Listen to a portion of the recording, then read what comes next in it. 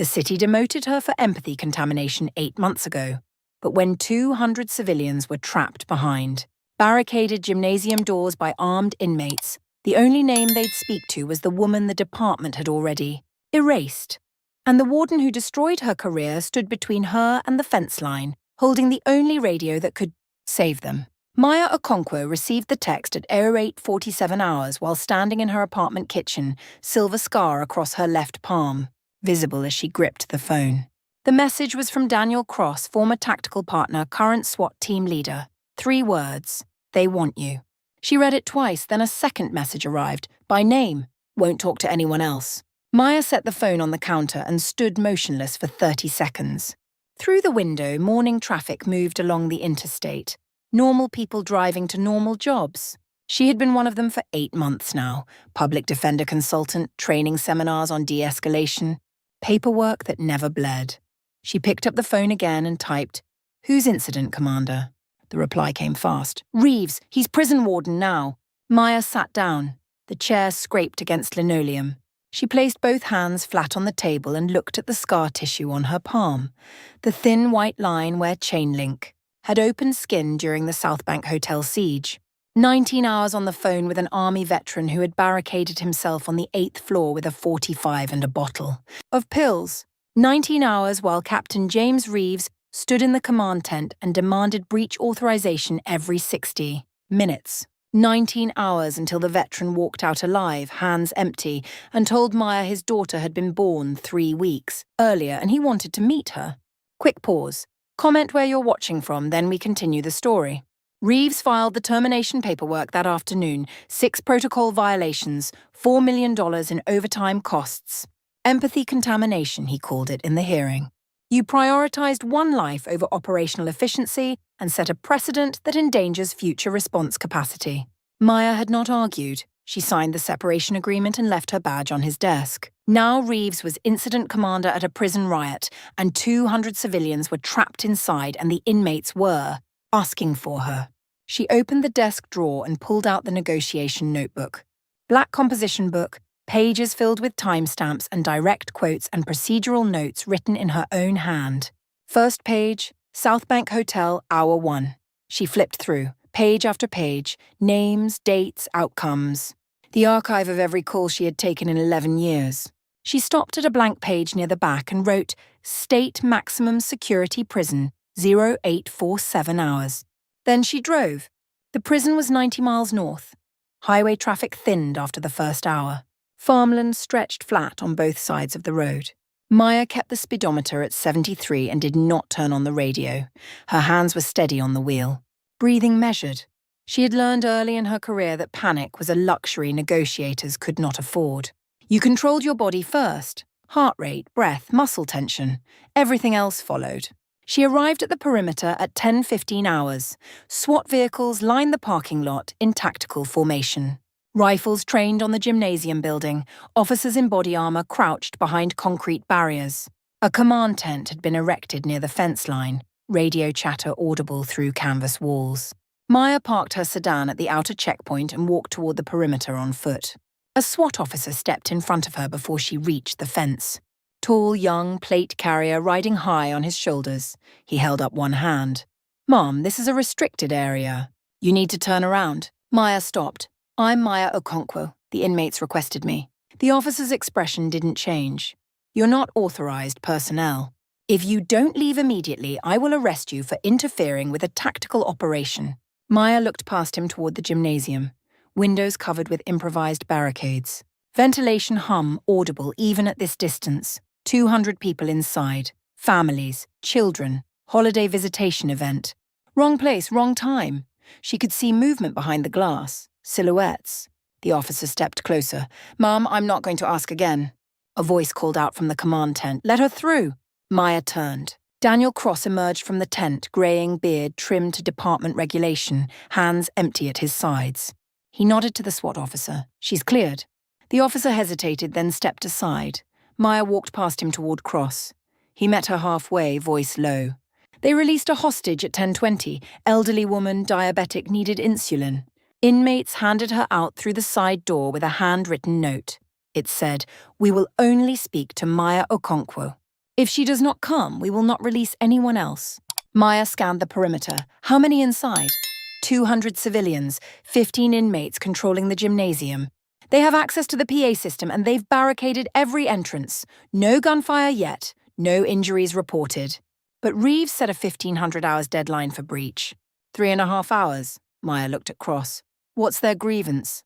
Cross glanced toward the command tent. Inmate named Carlos Pineda died in solitary 2 weeks ago, ruled suicide.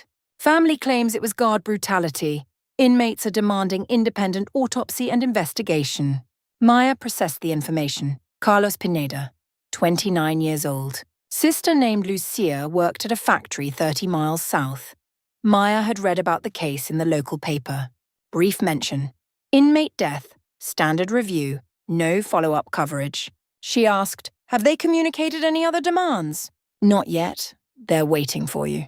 A figure stepped out of the command tent. Captain James Reeves, 52 years old. Gold wedding band catching sunlight as he raised one hand to shield his eyes. He saw Maya and stopped walking. For 3 seconds, neither of them moved. Then Reeves crossed the parking lot toward her, boots crunching gravel. He stopped 6 feet away, jaw tight. Wedding band tapping against the radio mic clipped to his vest. You're not supposed to be here, he said. His voice was clipped, bureaucratic, the same tone he had used during her termination hearing.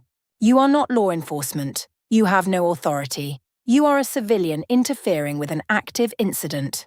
Maya met his gaze. The inmates asked for me by name. I don't care what they asked for. Reeves stepped closer.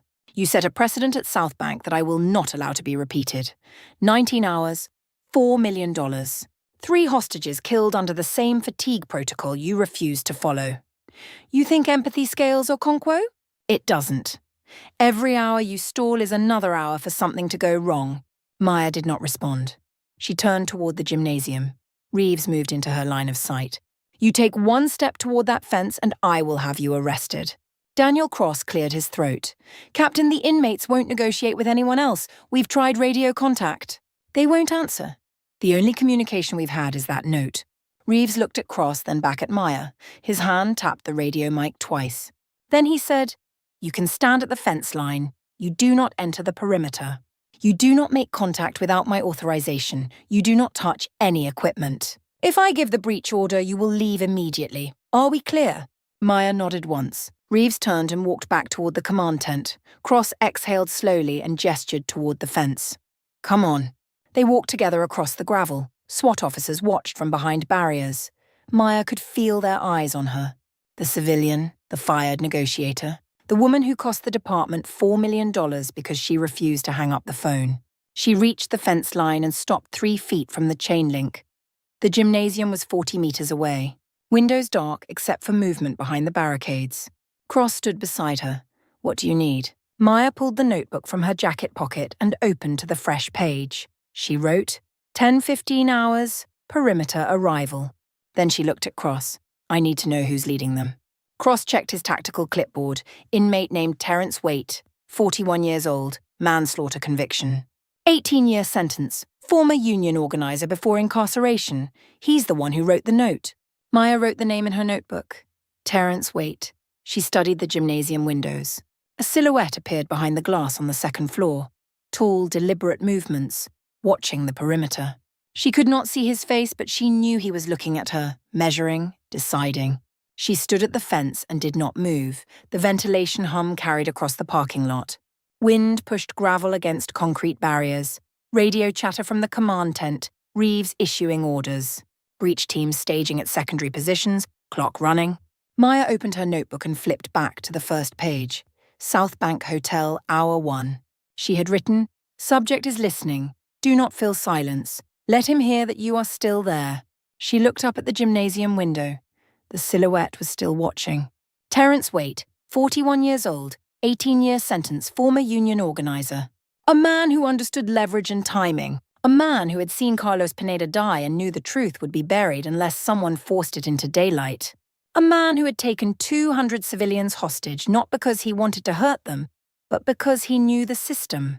Would only listen if the cost of ignoring him became unbearable. Maya closed the notebook. She stood at the fence line and waited. The silhouette in the window did not move. Neither did she. This was the work, not the talking, the waiting, the visible proof that she would not leave, that she was still there, that the line remained open. Behind her, Captain James Reeves stood in the command tent entrance, radio in hand, gold wedding band tapping against the mic. He was watching her. She did not turn around. The gymnasium window reflected morning light. The silhouette shifted. Terence Waite raised one hand and placed it flat against the glass. Maya raised her own hand, palm forward, silver scar visible. She held it there. 5 seconds. 10. The silhouette lowered his hand and stepped back from the window. Daniel Cross spoke quietly beside her. What happens now? Maya opened her notebook to the blank page and wrote, 10:27 hours, first contact established. Then she answered without looking away from the building. Now we wait until he's ready to talk. The fence line. James Reeves stepped out of the command tent at 10:20 hours and walked directly toward Maya. His boots pressed gravel with the same measured rhythm he'd used crossing the South Bank Hotel parking lot 8 months earlier, right before he'd terminated her employment. 40 meters separated them. Maya counted his steps because counting was better than thinking about the radio clipped to his belt, the only one. Authorized to transmit into the gymnasium where Terence Waite held 200 civilians hostage. Reeves stopped 3 feet from the chain-link fence. Maya stood on the other side, hands empty, notebook in her back pocket. Daniel Cross lingered near the SWAT staging area, far enough to maintain plausible distance but close enough to intervene if Reeves ordered her arrested. You're not department, Reeves said. His voice carried the same bureaucratic precision she remembered from the termination meeting. You have no jurisdiction. You're a civilian consultant who trains public defenders in negotiation tactics that cost this city $4 million. During one hotel standoff, Maya watched his wedding band tap against the radio mic clipped to his vest. The tapping was unconscious. She'd noticed it during South Bank, hour 14, when the tactical team had asked permission to breach, and Reeves had wanted to say yes but couldn't because the governor's office was monitoring the call. They asked for me, Maya said. You can use that or ignore it. Reeves' jaw tightened. The wedding band tapped twice more. If I let you near that fence, you follow my protocol. You relay through me. I control transmissions. You don't speak to anyone inside without my authorization, you don't make promises on behalf of this department, and if I order tactical breach, you walk away. Those are the terms. Maya pulled her notebook from her pocket. She opened it to the first page. South Bank Hotel. Marcus Webb. Hour 1, 0847. Veteran 47 Army Specialist suicide attempt, daughter born 3 weeks prior. The timestamp ran down the margin in her handwriting, every hour marked until hour 19, when Webb had walked out of the building alive and surrendered his weapon. She held the notebook so Reeves could see the page. I don't make promises, she said. I write testimony. Reeves looked at the notebook, then at her face. Something shifted in his expression. Not softening. Calculation.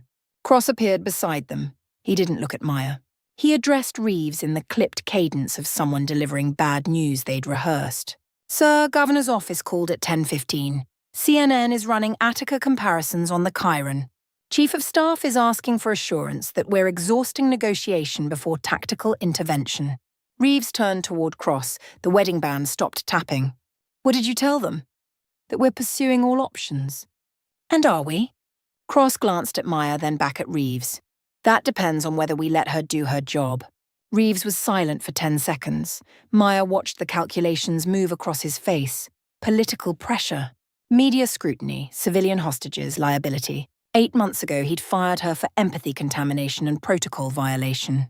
Now he needed her to prevent a massacre that would end his career. Fence access only, Reeves said finally. No equipment, no radio. You want to transmit, you relay through me. I catch you making unauthorized contact, I have cross-put you in a vehicle, and drive you off this property. Understood? Maya nodded once.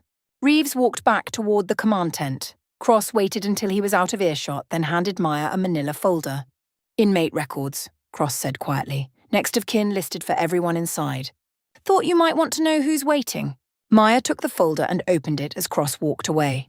15 names, 15 conviction summaries. Terence Waite's file was third from the top.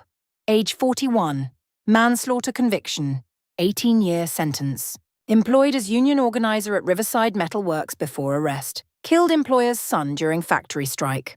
Daughter's name, Keisha. Tattoo noted during intake processing. Daughter's name across knuckles, left hand. The file included a notation from prison records. Waite had organised 3 non-violent protests during his incarceration, all related to solitary confinement policy. Disciplined tactician, the notation read, known for de-escalating cell block disputes. High influence among general population. Maya closed the folder and walked to the fence. The gymnasium sat 80 metres ahead, concrete and steel with narrow windows along the second floor. She could see movement inside, shadows crossing glass. The chain-link barrier hummed in the wind. SWAT officers occupied positions along the perimeter, rifles trained on exit points. Shaped charges sat stacked near the east wall, covered by a tarp. Maya stood at the fence and waited. She didn't call out, she didn't signal. Waiting was the first language of negotiation. You showed up, you stayed visible. You let the other person choose when to speak. At 10:33 hours, a figure appeared in the second floor window. Male, medium build, dark skin, grey prison uniform. He carried something in his left hand, a phone. He held it to the glass and gestured toward Maya. She couldn't hear him through the window, but she could read his lips. One word. South Bank. Maya pulled her notebook from her pocket again. She turned to a blank page near the back, uncapped a pen with her teeth, and wrote in letters large enough to be visible. Through the fence and the gymnasium window. Veteran's name, Marcus Webb. 19 hours alive, daughter born 2019. She held the page against the chain link. The man at the window, Waite, she was certain now, stood motionless for 3 seconds. Then he nodded. Slow, deliberate. He raised his left hand and pressed it flat against the glass. The knuckles were too far away to read, but Maya knew the tattoo was there. Keisha. Waite stepped back from the window and disappeared. 30 seconds later, he returned. He held a piece of white paper against the glass, black marker letters visible even at distance. Carlos Pineda. Died solitary 2 weeks ago. Guards say suicide. Sister says beaten. We want independent autopsy. Maya memorized the words, then pulled the radio Cross had clipped to her belt when Reeves wasn't looking. She keyed the mic. Maya to command. Inmates are requesting independent autopsy for Carlos Pineda, inmate deceased 2 weeks ago in solitary confinement. Family disputes suicide ruling. That's their primary demand. Reeves' voice came through the speaker immediately. The entire tactical channel heard it. Tell them we'll discuss all concerns after full surrender, no preconditions. Negotiation begins when hostages are released. Maya looked at the radio in her hand, then at Waite in the window. He was watching her, waiting for her to relay. She keyed the mic again. I can't transmit that, it's a lie. The radio went dead, not static, not silence, dead. Reeves had cut the channel remotely. Maya stood at the fence holding inert equipment. She clipped the radio back to her belt and raised both hands, showing Waite they were empty. Then she pointed at the radio and shook her head. Waite turned away from the window. She watched his silhouette move through the gymnasium interior. 60 seconds later, the PA system crackled to life inside. Cross was monitoring internal audio through surveillance equipment in the command tent. Later, he would tell her what Waite said to the hostages gathered on the basketball court below. She's the only one not pretending this ends clean. At 13:10 hours, Reeves walked back to the fence. He carried a bullhorn and a tactical operations order printed on department letterhead. He stopped 5 meters from Maya's position and keyed the bullhorn without looking at her. This is Warden James Reeves. Tactical breach is scheduled for 1500 hours unless all hostages are released immediately. You have 2 hours and 50 minutes to comply. This is your only warning. He lowered the bullhorn and walked back to the command tent. Maya watched the SWAT team begin final preparations. Shape charges uncovered, ballistic shields distributed. Breaching positions marked with orange spray paint on the gymnasium wall. Cross appeared beside her again. He's serious, Cross said. Governor or not, he's going in at 1500. Maya pulled her phone from her pocket and typed a text message to Dr. Sarah Chen, forensic psychiatric evaluator she'd worked with during public defender consultations. The message contained 4 words, need Pineda autopsy, off record. She hit send and watched the message status change from delivered to read. At 13:42 hours, her phone buzzed. A reply from Sarah, encrypted link attached, medical examiner sealed file. Don't ask how I got it. Maya opened the attachment. 14 photographs. Carlos Pineda's body on a stainless steel examination table. ligature marks on the neck, but also bruising along the ribs left side patterned in a boot tread shape, contusions on the right temple knuckle width, defensive wounds on the forearms. She saved the images to her camera roll, then walked to her car. The nearest bodega sat 400 meters from the perimeter just outside the security cordon. She drove there in 3 minutes, parked, and walked inside. The clerk behind the counter didn't look up from his phone. "I need to print photos," Maya said. He pointed toward a kiosk in the corner. $2 per page. Maya inserted her credit card and selected 6 images from her phone. The printer hummed. 6 glossy sheets emerged. She gathered them and drove back to the perimeter. At 14:20 hours, Maya walked to the fence holding the printed photographs. Waite was already at the window. He held something in his hands. A rifle, taken from a guard during the initial riot, Cross had mentioned. Waite raised the scope to his eye and looked through it toward the fence line. Maya held the first photograph against the chain link, ligature marks on Pineda's neck, then the second, boot tread bruising on the ribs, then the third, defensive wounds. Waite lowered the rifle. He disappeared from the window. 2 minutes later, the gymnasium's side door opened. 10 hostages walked out, all children, all under 12 years old. They ran toward the SWAT line with their hands raised. Officers scooped them up and carried them behind the barricades. The door closed again. Reeves appeared at the fence 20 seconds later. 2 officers flanked him. He pointed at Maya. "You're contaminating a crime scene with unauthorized evidence. That autopsy file is sealed by court order. You just committed felony obstruction." Maya sat down on the curb. She placed the photographs on the ground beside her, face up where anyone could see them. "I'm showing them someone's willing to look at what you buried." Reeves gestured to the officers. "Arrest her." Cross stepped between them. He didn't raise his voice. "Sir, if you arrest her now, inmates will see it through the window. We lose the negotiation window entirely. They just released 10 children. That's de-escalation, that's progress." Reeves stared at Cross for 5 seconds, then at Maya, then at the photographs on the curb. "Confine her to the parking lot, no fence access. If she moves within 50 meters of that barrier, arrest her and charge her with obstruction, trespassing, and interference with tactical operations." Cross nodded. "Yes, sir." Reeves walked back to the command tent. Cross waited until he was gone, then knelt beside Maya. "You need to move," Cross said quietly. "He's serious." Maya stood and walked to the parking lot. She sat on the curb 50 meters from the chain link, still visible through the gymnasium window. Waite appeared at the glass again. He placed one hand flat against it. Maya raised her hand in acknowledgement. At 14:50 hours, 10 minutes before the scheduled breach, Reeves's radio crackled. Maya couldn't hear the transmission, but she watched his body language shift. He answered, listened, then turned toward the command tent. 30 seconds later, Cross emerged and walked to the parking lot where Maya sat. "Governor's Chief of Staff called," Cross said. "Threatened to remove Reeves from command if breach creates casualties before independent review. He's pushing the deadline." Maya said nothing. "But he's locked in now," Cross continued. "He has to prove his doctrine works. And you just proved the inmates will respond to you." Cross walked back toward the perimeter.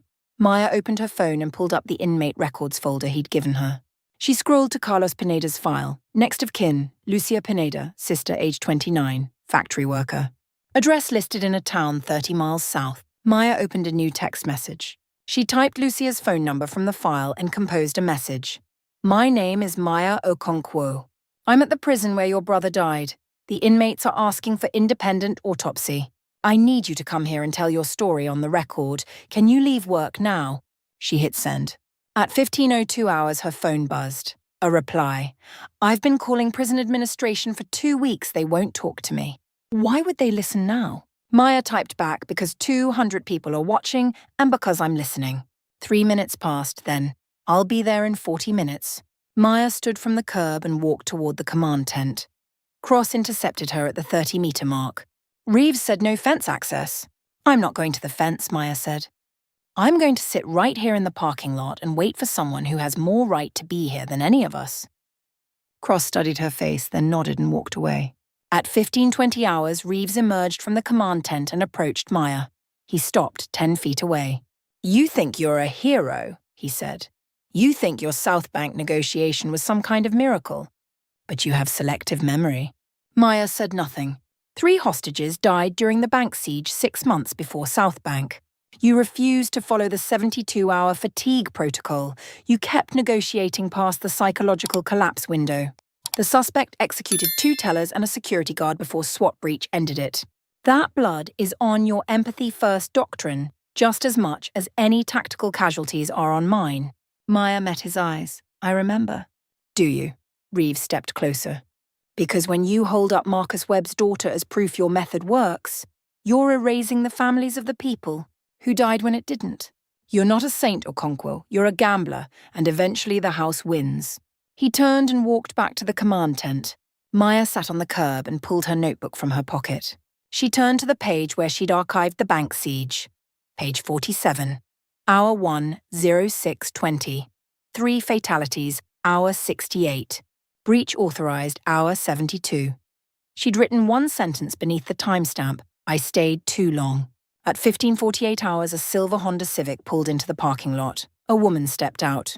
Medium height, dark hair pulled back in a ponytail, factory uniform still on.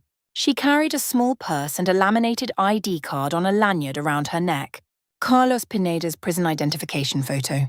Lucia Pineda walked across the gravel and stopped in front of Maya. You're the negotiator? Maya stood. I used to be. Lucia looked past her toward the gymnasium. My brother didn't kill himself. He called me 3 days before he died. He said the guards were threatening him because he filed a complaint about conditions in solitary. He said if anything happened, I should tell someone. But nobody would listen. Maya gestured toward the fence line. They're listening now.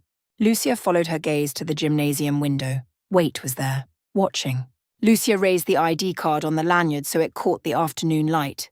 Waite pressed his hand to the glass again. Maya pulled the bullhorn from the SWAT staging area.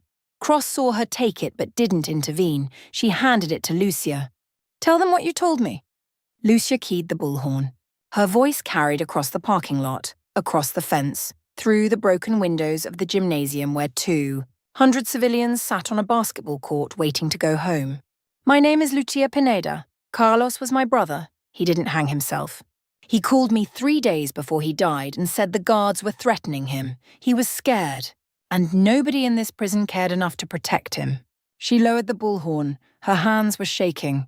Inside the gymnasium, the PA system crackled. Waite's voice, "We hear you, Ms. Pineda. We're going to make sure someone investigates what happened to your brother. But we need Maya Okonkwo to be the one carrying that message, not the warden, not the tactical team. Her." Lucia turned toward Maya. Can you do that? Maya looked at the gymnasium, then at Reeves, standing outside the command tent with his arms crossed.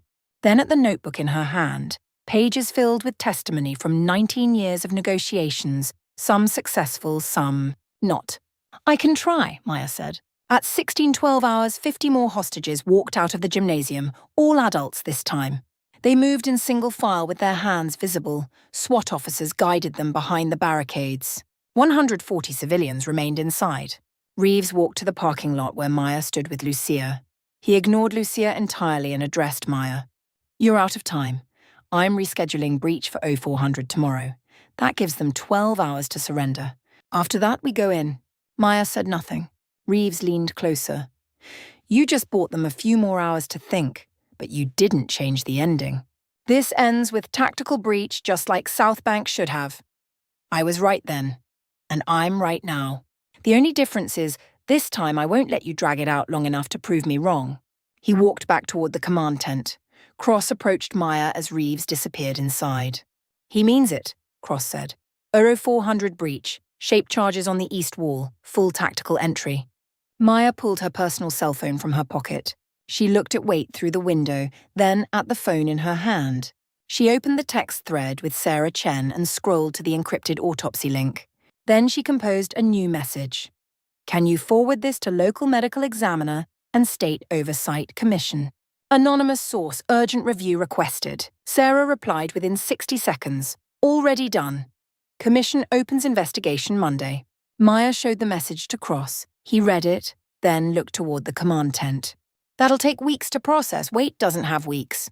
No, Maya said, but it means someone's looking, and that's all they asked for. She walked back to the fence, stopping exactly 50 meters away where Reeves had confined her. She held her phone up so Waite could see the screen through the scope. She'd opened the text from Sarah and enlarged the font. Commission opens investigation Monday. Waite lowered the rifle. He nodded once, then disappeared from the window. Maya sat on the curb and opened her notebook to a blank page. She wrote the date, the time, and 3 words: 60 hostages released. Then she wrote one more line: 12 hours until breach. The sun dropped below the horizon. Floodlights snapped on across the perimeter, turning the parking lot into a staging ground lit like a night game. Maya stayed on the curb. Lucia sat beside her, still wearing the lanyard with her brother's photo. At 22:15 hours, Maya's phone rang. Unknown number, she answered. "This is Terence Waite." The voice was steady, deliberate. "You showed me the autopsy. You brought Carlos's sister. You refused to lie when the warden told you to. That counts for something." Maya didn't speak. "But we've been lied to before," Waite continued. "So here's what happens next. You call this number again at 22:30 hours. Just you, no warden, no tactical team. You stay on the line as long as it takes. Same terms you gave the South Bank veteran. We'll talk until we're done talking. And maybe if you're the person I think you are, we find a way to end this that doesn't get anyone killed." The line went dead. Maya looked at her phone. 22 minutes until the call. She turned to Lucia. "You should go home." Lucia shook her head. "I drove 90 miles to tell my brother's story. I'm staying until it's finished." Maya didn't argue. She stood and walked toward the command tent. Reeves met her at the entrance. "You're not authorized to negotiate," he said. "I'm not negotiating," Maya said. "I'm answering the phone when someone calls me." She walked past him into the tent. Cross was monitoring radio traffic. He looked up as she entered. "Waite just called her personal cell," Cross said to Reeves. "Wants her to call back at 22:30. Reeves turned toward Maya. "You're not making that call without department authorization." Maya pulled her notebook from her pocket and opened it to the South Bank page. Hour 1, 0847. Veteran 47 Army Specialist suicide attempt. She held it so Reeves could see the timestamp running down the margin. 19 hours. "You can stop me," Maya said, "or you can let me do what I'm good at. But if you stop me and that breach at 0400 goes wrong, every one of those hostages becomes your responsibility." "Not mine." Reeves stared at her. The wedding band tapped against his radio mic. Once, twice. Then he turned toward Cross. "Monitor the call. Record everything. If she makes unauthorized promises or compromises tactical positioning, I'm pulling her out." Maya walked back to the parking lot. She sat on the curb with her phone in one hand and her notebook in the other. At 22:30 hours, she dialed the number Waite had called from. He answered on the first ring. "You stayed," he said. "I told you I would." "Then let's talk." Maya opened her notebook to a blank page and wrote the date, the time, and one line. "Call begins. Hour 1. The floodlights hummed overhead. Lucia sat beside her, silent. And somewhere inside the gymnasium, Terence Waite held a phone to his ear and waited to see if the woman they'd asked, for by name was worth the risk of believing in. The sister's voice. Reeves paced the command tent at 16:20 hours like a man whose authority had just walked off the edge of a map. He wore the humiliation in his shoulders, tight forward, the posture of someone calculating how many people had witnessed the missed deadline. The radio on his belt crackled with encrypted chatter, SWAT staging positions, media trucks multiplying outside the outer perimeter, a state senator's aide asking for briefings every 30 minutes. The governor's chief of staff, who had forced the delay, was now asking when the new breach window would open. Reeves stopped pacing and keyed his radio.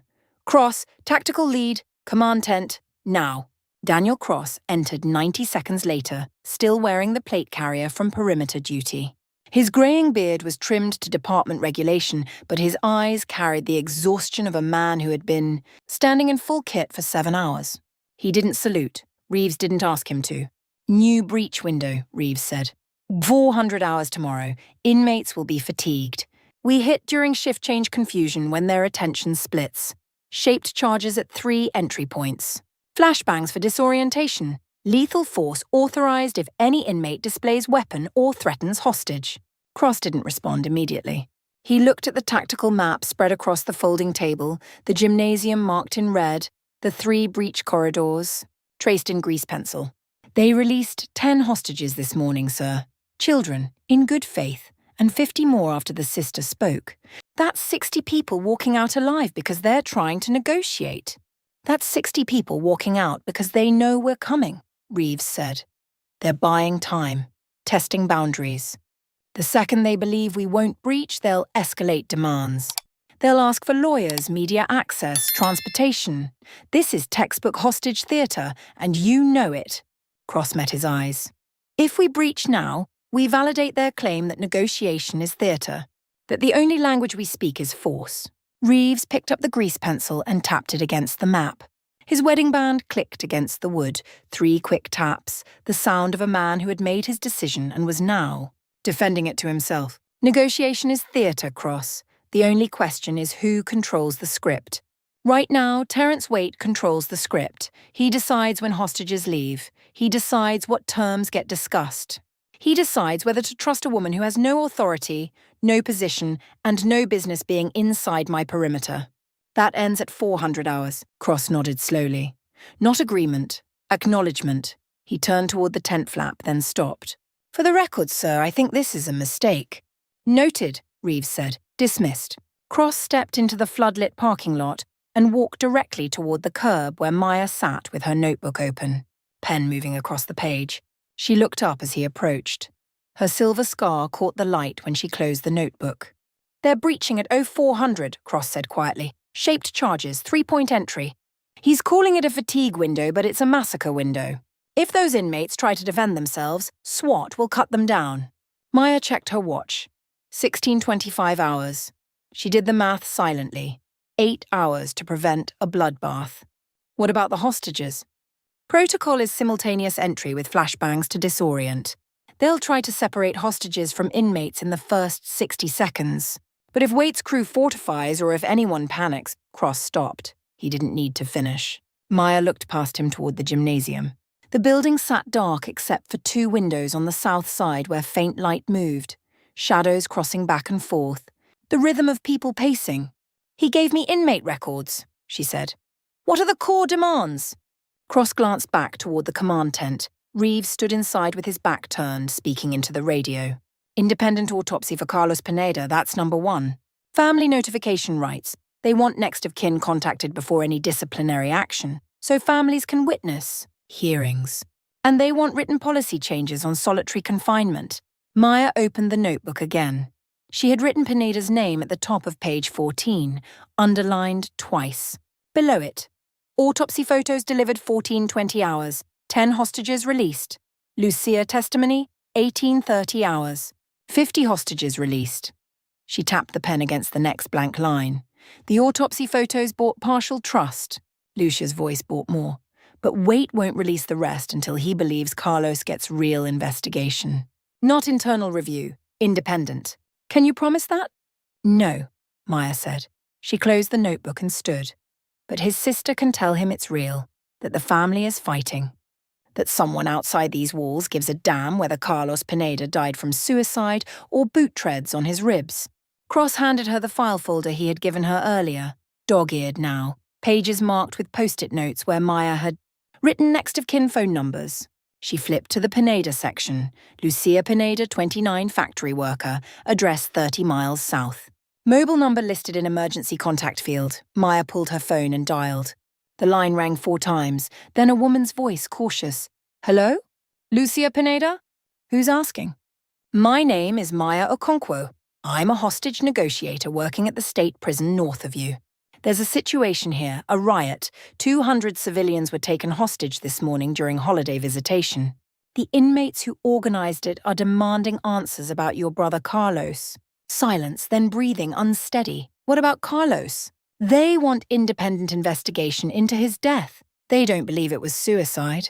And they've been holding this building for 7 hours trying to force the system to listen. 10 minutes ago, they released 50 hostages because they heard family testimony from someone else. I'm calling because I think they need to hear from you. From Carlos's sister. Not from me, not from the warden. From someone who loved him and knows the truth about what happened. More silence. Maya could hear factory noise in the background, machinery humming, someone shouting instructions, the metallic clang of equipment being moved. Lucia was on break, probably standing in a loading bay or break room with fluorescent lights buzzing overhead. Why would they listen to me? Lucia said finally. Her voice was raw, unpolished, the kind of voice that belonged to someone who had never expected to be heard by anyone. In authority. Because your brother's name is why they're holding that building, Maya said. Because they need to know his family is real, that his death mattered, that someone outside those walls is fighting for the truth. Right now, the Warden is planning a tactical breach at 0400 hours tomorrow morning, shaped charges, flashbangs. If the inmates resist, SWAT will kill them. And if that happens, Carlos's case gets buried forever. But if you speak, if you tell them what Carlos told you before he died, they might trust that this fight is worth ending. Peacefully. Lucia exhaled hard. What do you need me to do? Come here. Let me drive down and pick you up. I'll bring you to the perimeter and you'll speak to them over a bullhorn. You'll tell them what you know, what Carlos said, what the prison refused to tell you. I can't promise the Warden will cooperate, but I can promise your voice will be on record. That matters. When? Now, Maya said. I'll leave in 5 minutes. I'll be at your factory in 90 minutes. Wait for me in the parking lot. Okay, Lucia said. I'll be there. Maya ended the call and turned toward the perimeter gate. Cross stepped into her path. Reeves ordered you to stay on site. If you leave without clearance, he'll have you arrested the second you come back. He can arrest me after Lucia speaks, Maya said. She walked past him toward her car, a grey sedan parked 50 meters from the SWAT staging area. Cross didn't follow. He stood at the curb and watched her pull onto the access road, tail lights disappearing toward the highway. Inside the command tent, Reeves was staring at the tactical map when his radio operator called out, Sir, Okonkwo just left the perimeter. Drove south on Route 9. Reeves turned slowly, his jaw tightened. He keyed his radio and spoke into it with the kind of precision that came from 23 years of giving orders that people followed because the alternative was career suicide. Cross, where is she going? Cross stood outside, watching the road. He keyed his radio. No idea, sir. She left the scene of an active tactical operation, Reeves said. That's interference. When she comes back, I want her detained. Sir, she's not on your roster, Cross said. She's a civilian consultant. She can leave whenever she wants. Not when she's contaminating my negotiation, Reeves said. He cut the channel and turned to the officer standing beside the equipment lockers. Radio all units. If Maya Okonkwo returns to this perimeter, SWAT detains her pending charges for obstruction. Maya reached the factory at 17:45 hours.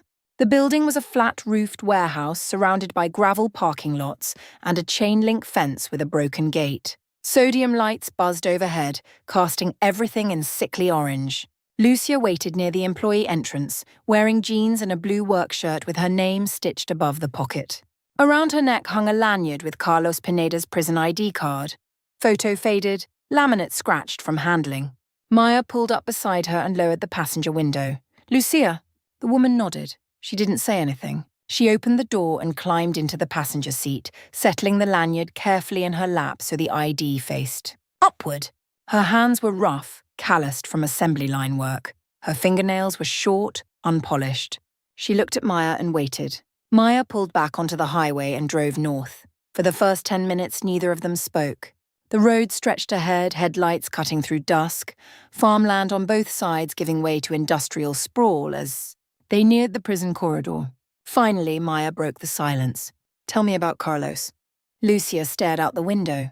Her reflection ghosted across the glass, tired eyes, mouth set in the kind of line that came from holding grief behind.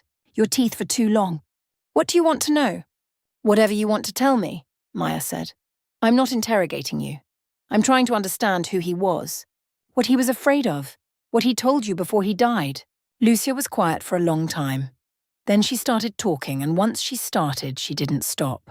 Carlos had a stutter when he was a kid. Not bad, but enough that teachers called on other students because they didn't want to wait for him to finish a sentence. It made him quiet, made him afraid of authority. He got arrested 3 times before he was 20. Petty stuff, shoplifting, possession, driving with a suspended license. But the 3rd time, the judge said he was a repeat offender and gave him 4 years. He did 2.5. When he got out, he told me he never wanted to see the inside of a prison again, said it broke something in him. Made him feel like he was invisible. Maya kept her eyes on the road. She didn't interrupt. 2 weeks before he died, he called me from a payphone inside. He wasn't supposed to call that late, but he said he couldn't wait. He told me guards were watching him, that he'd filed a complaint about solitary confinement conditions, said the cells didn't have working ventilation, that inmates were getting heat stroke in the summer, that they were being denied medical care. He said the guards told him to withdraw the complaint or things would get worse. He said, "Sis, they're watching me. If something happens, don't let them say I did it to myself." Lucia's voice cracked on the last sentence. She wiped her face with the back of her hand and kept staring out the window. 2 days later, they called and said he was dead. Suicide. Found hanging in his cell. But when I asked to see the report, they said it was under review. When I asked to see his body, they said it had already been released to the county morgue. When I went to the morgue, they said the autopsy was sealed pending investigation. I've been calling the prison every day for 2 weeks. Nobody will talk to me. Nobody will show me the report. Nobody will tell me the truth.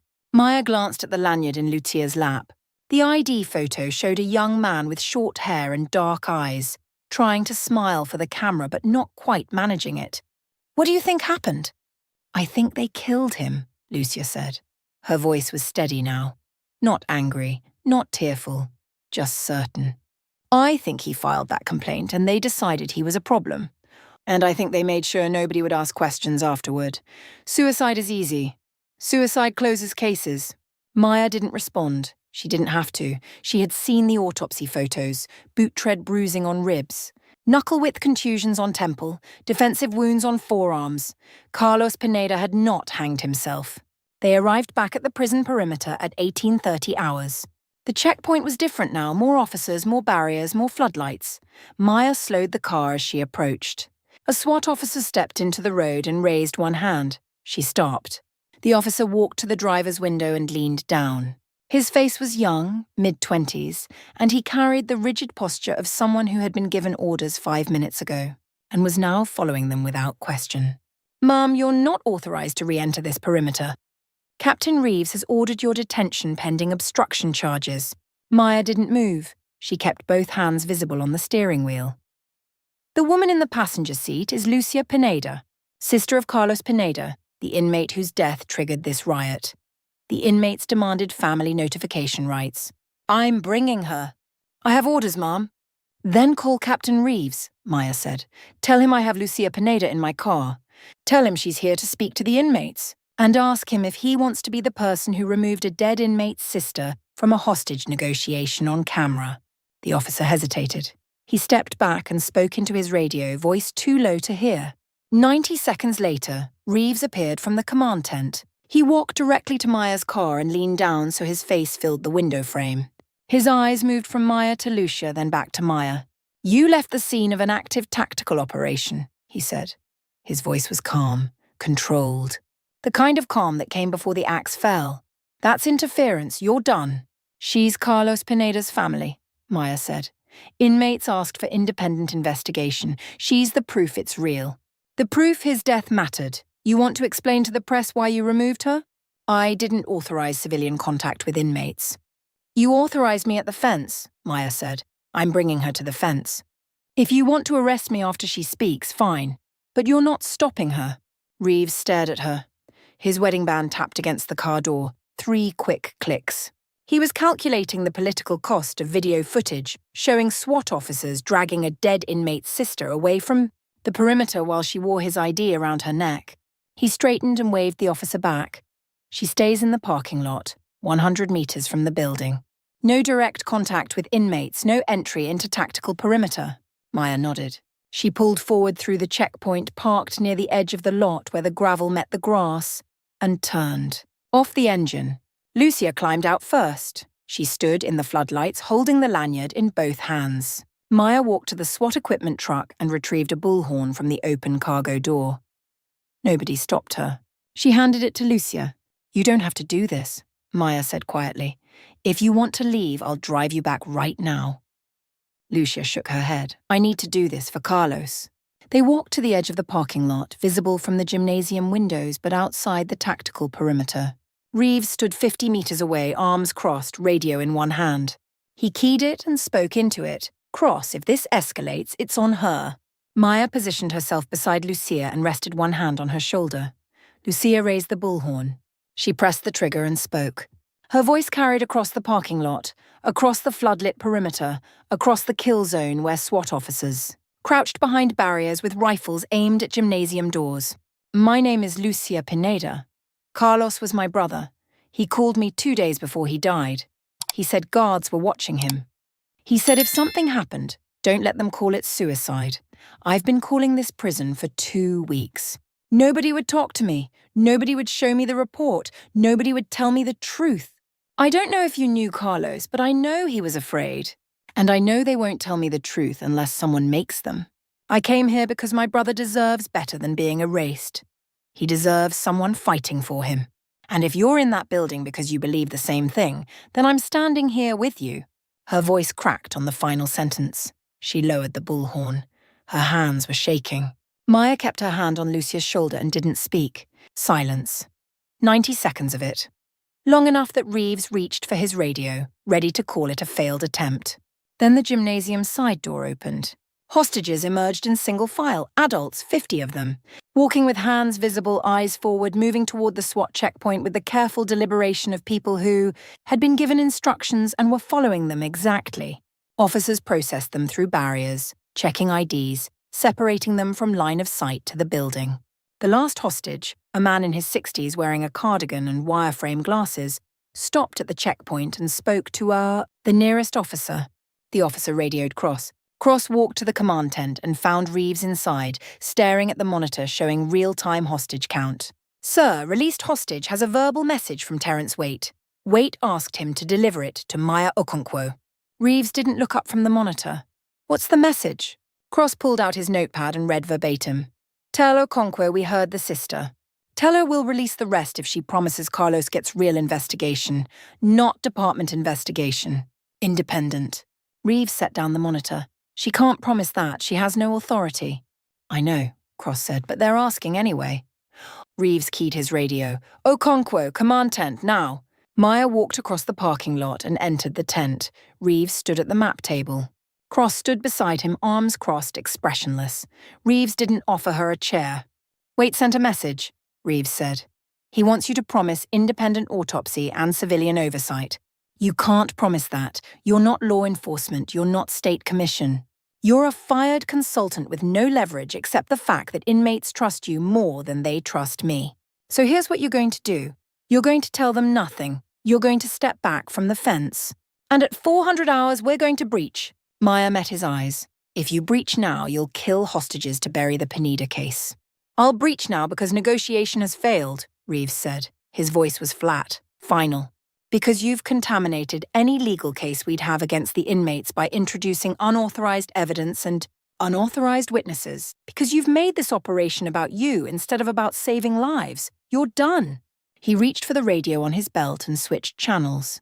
All units, Okonkwo is no longer authorized for perimeter access. If she approaches the fence or attempts contact with inmates, detain her. Maya turned and walked out of the tent. Cross followed her into the parking lot. He's staging shaped charges, Cross said quietly, rehearsing entry corridors. Breach protocol requires simultaneous entry from 3 points. Flashbangs to disorient. Lethal force authorized if inmates display weapons. They'll kill everyone trying to defend themselves, Maya said. I know, Cross said, but Reeves has command authority. I can delay equipment checks. Buy you maybe 2 hours? Maya nodded. She walked back to the fence line and stood under a floodlight where Waite could see her clearly.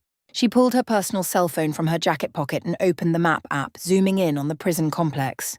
The building directory sign near the parking lot entrance listed extensions for administrative offices, medical, kitchen, gymnasium. She dialed the main switchboard. Automated system. Press 1 for administration. Press 2 for visitor services. Press 3 for extension directory. She pressed 3 and entered the gymnasium extension. The line rang. Terence Waite answered. Who is this? Maya Okonkwo. Silence, then. Why are you calling on an outside line? Because Reeves won't let me use the radio, Maya said. And because I need to tell you something off the record. They're planning breach at 0400 hours. Shaped charges, 3-point entry.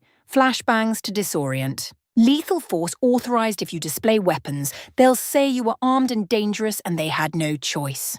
Waite didn't respond for 10 seconds. Why are you telling me this? Because at South Bank, I told Marcus Webb the truth every time he asked, Maya said. I told him when Tactical was staging outside his door. I told him when my supervisor ordered me to hang up. I told him I didn't have authority to promise anything except I'd stay on the line as long as it took. He trusted me because I didn't lie. What do you want from us? I want you to release the hostages and surrender peacefully, Maya said. I want you to trust that I'll testify at every hearing about what happened to Carlos. I want you to believe that your lives matter more than proving you were right. You can't promise independent investigation, Waite said. You said so yourself. No, Maya said, but I can promise I'll fight for it. I can promise Lucia's voice is on record now. I can promise that if you surrender, I'll make sure your names aren't erased and Carlos's case doesn't get buried. I can promise I'll testify that you negotiated in good faith, that you released hostages, that you didn't harm anyone, that this was about justice, not violence. They fired you for keeping your word. Yes. So you have nothing to lose. No, Maya said. I have 140 people to lose if you don't trust me. Long silence. Maya could hear voices in the background, other inmates talking, someone moving equipment. Waite spoke quietly away from the phone, then came back. Let me talk to the others. Call back in 1 hour. The line went dead. Maya sat on the curb and set a timer on her phone. 1 hour. She closed her eyes and listened to the perimeter, radio chatter, generator hum, distant traffic on the highway. Footsteps approached. She opened her eyes. Reeves stood over her, blocking the floodlight. I know you called them, he said. You're interfering with a tactical operation. I'm having you arrested. Maya looked up at him. You can arrest me after 0400, or you can let me finish the call Waite is expecting. If you arrest me now, he'll assume you killed Negotiation and he'll fortify for breach. If you let me finish, there's a chance 140 people walk out alive. Reeves stared at her. His wedding band tapped against his thigh. 3 quick taps. He keyed his radio. Cross. Keep her in the parking lot. If she moves toward the fence, detain her. He walked back to the command tent. Maya waited. The timer counted down. At 21:30 hours, she called the gymnasium line again. Waite answered immediately. We talked, he said. Here's our counteroffer. We release all 140 hostages right now. But 6 of us stay inside. Me and 5 volunteers who want Carlos's case reopened. We surrender only to you. Not to SWAT, not to Reeves. You walk in alone. No vest, no weapon. You escort us out. In exchange, you testify that we negotiated in good faith, that we didn't harm hostages. That this was about Carlos, not about prison conditions or revenge. Maya didn't answer immediately. She was calculating whether Reeves would override her if she agreed. Whether 6 inmates surrendering to her instead of SWAT would humiliate him enough to sabotage the agreement. Whether walking into that building unarmed was suicide or the only way to end this without bloodshed. Why 6, she asked. Because if we all walk out at once, Reeves processes us like a gang bust and the story becomes riot, not injustice. Waite said. If you walk in and we surrender to you, it proves negotiation works. It proves your South Bank method wasn't luck. It proves the system can change if someone refuses to let it stay broken. Maya closed her eyes. She heard Marcus Webb's voice from 8 years ago, hour 17 of the South Bank siege. If I come out, do I come out to you, or do I come out to them? She had promised him. You come out to me. And he had walked out of that hotel room, with his hands raised and his weapon on the floor and his daughter waiting at the bottom of the stairs. She opened her eyes. I need to confirm hostages will be released first, she said. Every single one before I enter. Yes, Waite said. You stand at the door. We send them out past you, you count. Then you come in. Deal, Maya said. But you need to know Reeves will order SWAT to arrest you the second you exit. I can't stop that. We know, Waite said. We're not trying to escape, we're trying to be heard. The call ended. Maya stood and walked directly to the command tent. Reeves was inside reviewing breach corridors with Cross and 2 SWAT team leaders. She stepped through the flap without knocking. Inmates are offering full hostage release and peaceful surrender, she said, in exchange for me walking in unarmed. They'll release all 140 hostages first, then 6 volunteers surrender to me. No breach, no casualties, no legal complications. Reeves turned slowly. Absolutely not, that's suicide. It's negotiation, Maya said. And it's the only offer that gets 140 people out alive before your breach window. I don't trust them, Reeves said. They'll take you hostage the second you're inside. Then you breach and kill everyone, Maya said. Or you let me try. Cross stepped forward. Sir, if she's willing to take the risk and they're offering hostage release, we have an obligation to pursue it. If we breach now and hostages die, every family will ask why we didn't accept surrender. Reeves stared at the map. His wedding band tapped against the table, 3 quick taps. He looked at Maya. If you die, it's on your record, not mine. I don't have a record anymore, Maya said. You made sure of that. Reeves picked up the authorization form and signed it. You have 60 minutes from entry. If you don't exit by then, SWAT breaches, non-negotiable. Maya nodded, understood. She walked out of the tent and crossed the parking lot toward the gymnasium. Lucia Pineda stood near the curb, still wearing Carlos's ID. She caught Maya's arm as she passed. Thank you, Lucia said quietly. Maya squeezed her hand once and kept walking. The floodlights turned the parking lot into daylight. SWAT officers crouched behind barriers with rifles raised, watching her cross the kill zone alone. She reached the gymnasium main entrance at 21:45 hours. The door was steel painted grey with a narrow window at eye level. She placed her hand on the handle and looked back once. Reeves stood at the command tent, radio in hand. Cross stood beside him. Lucia stood at the curb with both hands pressed to her chest. Maya turned back to the door and pulled it open. The gymnasium door swung inward on hinges that needed oil, metal grinding against metal in the silence. Maya Okonkwo stood at the threshold with one hand still on the push bar, letting her eyes adjust to the interior light. Fluorescent panels overhead cast harsh shadows across stripped concrete, and the air smelled like sweat, anxiety, and the ventilation system working overtime. Behind her, 50 meters across the parking lot, James Reeves held a radio to his mouth. His voice crackled through the speaker clipped to her belt. You have 60 minutes from entry. If you don't exit with hostages, we breach. She didn't acknowledge the transmission. She pushed the door wider and stepped inside. The gymnasium had been gutted. Weight benches lay overturned along the north and south walls, forming barricades 4 feet high. Someone had rigged ventilation tarps across the center of the space, creating a makeshift shelter suspended from basketball hoops. Beneath the tarps sat 140 hostages, civilians who had been visiting family members when the riot began 36 hours earlier. Women held children in their laps. Elderly men sat with backs against younger relatives. A few teenagers clustered at the edge, watching Maya with faces that had aged a decade and a day and a half.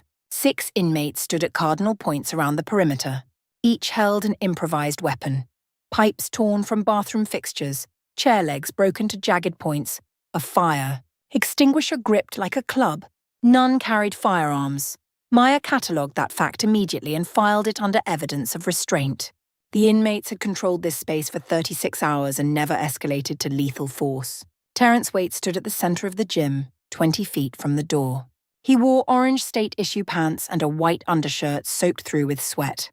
His left hand hung at his side, knuckles facing outward. The tattoo spelling his daughter's name was visible even from the doorway. Keisha.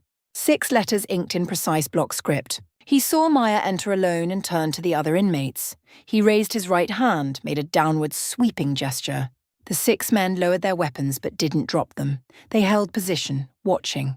Waite approached to within 10 feet and stopped. He stood with shoulders square, chin level, breathing steady. Maya met his gaze and neither of them spoke for 20 seconds. The silence was full. Ventilation hum. Children crying softly under the tarps. Helicopter rotor somewhere overhead, distant and relentless. SWAT radio chatter bleeding through the walls like static electricity. Finally, Waite spoke. You came. Maya nodded once. I said I would. Waite gestured toward the hostages beneath the tarps. They go first. You count everyone. If you're satisfied they're all out safe, then we talk surrender. Maya walked past him toward the center of the gym. Her boots struck concrete with flat, even sounds. She knelt at the edge of the tarp shelter and spoke to the nearest woman, mid-30s, holding 2 children against her, chest. You're going to walk out the main door in single file. SWAT will process you through a checkpoint in the parking lot. Don't run, walk steadily, keep children between adults. The woman nodded, eyes red from crying but voice steady when she spoke. We're ready. Maya turned back to Waite. He gave a sharp whistle, 2 short bursts. The inmates at the perimeter moved aside, opening a clear path from the tarp shelter to the exit. Hostages began standing, helping each other to their feet. Mothers lifted children. Elderly men gripped the arms of younger relatives. They formed a line without being told, some deep human instinct for order surfacing even in crisis. Maya walked back to the threshold and stood at the doorway with one hand resting on the frame. The first hostage reached her, a teenage girl holding her grandmother's hand. Maya placed her other hand on the girl's shoulder as she passed, a grounding gesture, tactile proof that each person was real and accounted for. "One," Maya said aloud. The girl stepped through the door into the parking lot floodlights. SWAT officers moved forward with hands raised, guiding her toward the checkpoint. The grandmother followed. 2. The line continued. Maya counted every person, hand on shoulder, voice clear. Her palm registered body heat, the tremor of exhaustion, the solidity of survival. She did not look away from the door. She did not check her watch. The work was the counting, and the counting required full attention. At 2150 hours, 40 people had exited. At 2205 hours, 80. At 2225 hours, 120. The line slowed near the end. A man on crutches moved carefully, supported by 2 others. An elderly woman stopped at the threshold and turned back to look at Waite. She said nothing, but her expression held something other than fear. Gratitude, maybe, or recognition that he could have chosen differently. The last hostage was a boy, no older than 7, holding a stuffed bear with one ear missing. He looked up at Maya and asked, "Are the bad men going to jail?" Maya knelt so they were eye level. "The men who kept you safe are staying here with me for a little while. You're going to your mom now." The boy walked through the door. 140. Daniel Cross radioed from the perimeter. "We've confirmed 140 released. You're clear to exit." Maya keyed her radio, not yet. She turned and walked back toward the center of the gym. The space felt larger now, emptied of the civilian presence that had anchored it. The tarps hung motionless. The overturned benches cast long shadows. Waite and 5 other inmates stood waiting near the free-throw line. All men, ages ranging from late 20s to late 40s. Their faces carried exhaustion like scars, but they stood with backs straight and hands at their sides. Waite set his pipe on the concrete floor with a metallic scrape. The other 5 inmates followed, placing their improvised weapons down one by one. The fire extinguisher rolled slightly before settling. They stood unarmed. Waite looked at Maya. "You counted?" "Everyone's out." "Then we're ready." Maya stepped closer, close enough to see the sweat stains on his undershirt, the small cut above his left eyebrow, the way his jaw worked like he was choosing each word before it left his mouth. "Reeves is waiting outside with arrest orders. You'll be processed as riot organizers. I can testify you released hostages unharmed, but I can't stop the charges." "We know," Waite said. "We're not asking for immunity. We're asking you to make sure Carlos's case doesn't disappear. I'll testify at every hearing. I'll make sure Lucia's testimony is part of the record. I'll push for independent autopsy until they approve it or publicly refuse." Waite extended his hand. Maya shook it. His grip was steady, neither too tight nor too loose. The tattoo of his daughter's name pressed against her palm. They walked toward the exit together, the 5 other inmates following in single file. Their footsteps echoed off bare walls. When they reached the threshold, James Reeves's voice boomed over the bullhorn from the parking lot, amplified and distorted. "Inmates will exit with hands raised and visible. Negotiator will stand clear." Maya keyed her radio. "Inmates are surrendering peacefully. I'm escorting them out per agreement." "Stand clear, Okonkwo, that's an order." "I don't take your orders anymore." She stepped through the doorway first. Waite followed, hands raised above his head, fingers spread. The other 5 inmates came behind him in staggered formation, arms high, palms open.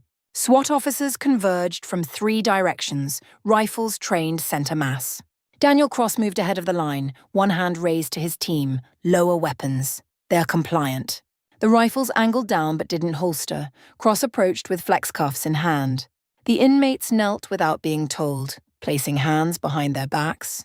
Cross cuffed Waite first, then moved down the line. The plastic zip of each restraint closing was the only sound besides helicopter rotor and distant radio chatter. Waite looked back at Maya before Cross led him toward the transport van idling at the perimeter. He didn't speak, but he mouthed 2 words. "Thank you." Maya nodded once. James Reeves crossed the parking lot with shoulders rigid and jaw set. He stopped 3 feet from Maya, close enough that she could see the vein pulsing at his temple.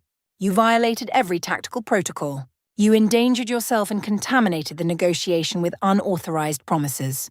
I ended the siege with 0 casualties. Your breach would have killed hostages and inmates and buried the Pineda case permanently. You have no evidence my breach would have failed. Maya pulled her phone from her pocket and tapped the screen. A recording began playing, Daniel Cross's voice clear despite background noise. Reeves authorized IRA 400 breach with shaped charges at 3 entry points, flashbangs for disorientation. Lethal force authorized if inmates resist. The timestamp on the recording was visible, 16:25 hours, 7 hours earlier. Reeves stared at the phone, his jaw clenched so hard the muscle jumped. You recorded Cross. I have your timeline. I have Cross warning that inmates were de-escalating. I have Lucia Pineda's testimony on video. I have the autopsy photos showing Carlos Pineda didn't hang himself. And I have 140 witnesses who'll testify that inmates released them unharmed after negotiation, not tactical force. Reeves stepped closer, lowering his voice to a register that didn't carry beyond the 2 of them. You're filing a complaint. I'm filing for independent review of this incident and the Pineda case. I have 19 hours of recordings from South Bank that you tried to bury, and I have tonight's timeline showing you. Prioritize doctrine over lives. You're trying to destroy my career because I fired you. I'm trying to make sure the next negotiator doesn't get fired for keeping people alive. Reeves's hand tightened around his radio until the plastic creaked. South Bank cost the city $4 million and violated 6 procedures. You created precedent that inmates control operations. Marcus Webb is alive. His daughter exists. That's the precedent. 3 hostages died under your 72-hour fatigue protocol refusal 6 months before South Bank. Bank siege. You refused to authorize breach. Suspects executed hostages at hour 68 to force your hand. You have selective memory about your doctrine's failures. Maya's hand tightened around her phone. She didn't respond immediately because he was right. The bank siege failed. 3 died. She had never spoken about it publicly. The names were in her notebook on a page she didn't revisit. Eleanor Vasquez, Thomas Rudd, Amanda Chen, hour 68, First National Bank. The suspects put bullets in their heads and left the bodies at the front entrance to prove negotiation had consequences. Reeves continued, voice steady now, almost clinical. You want to put me on trial? Fine. But I'll make sure the commission hears about every failure your long-call method caused. I'll make sure they know you gamble with lives and call it principle. He turned and walked back toward the command tent. His silhouette passed through the floodlight beams and disappeared into shadow. Maya stood alone in the parking lot. Her hand was shaking slightly, adrenaline and memory colliding in her bloodstream. She looked down at the phone still recording in her palm and stopped the file. The screen went dark. Daniel Cross approached from the perimeter, radio in hand. Governor's office wants a statement. Media is requesting interviews. Inmates are being held at county jail pending charges. Can wait receive visitors? Not until arraignment in 48 hours. Maya nodded. She thanked Cross and walked to her car parked at the far edge of the lot. She sat in the driver's seat and didn't start the engine. The interior was cold and the windshield was fogging from her breath. She pulled the black composition notebook from the passenger seat and turned to a blank page. She wrote, State Prison Gym, hour 19. 6 inmates surrendered peacefully. 140 hostages released unharmed. Captain James Reeves attempted breach at 0400 hours. Negotiation concluded 2233 hours. 0 casualties. Pineda case pending review. She closed the notebook and set it back on the passenger seat. Her phone buzzed. Text from Dr. Sarah Chen. News says you walked in alone. Are you okay? Maya didn't reply. She started the car and drove home through empty streets. The clock on the dashboard read 2310 hours. She passed the South Bank Hotel on the way, the building dark except for a single light on the 8th floor. She didn't look up. At home, she didn't sleep. She sat at the kitchen table with the notebook open and a mug of coffee going cold beside her laptop. She reviewed the timeline, identifying every moment Reeves had tried to override negotiation.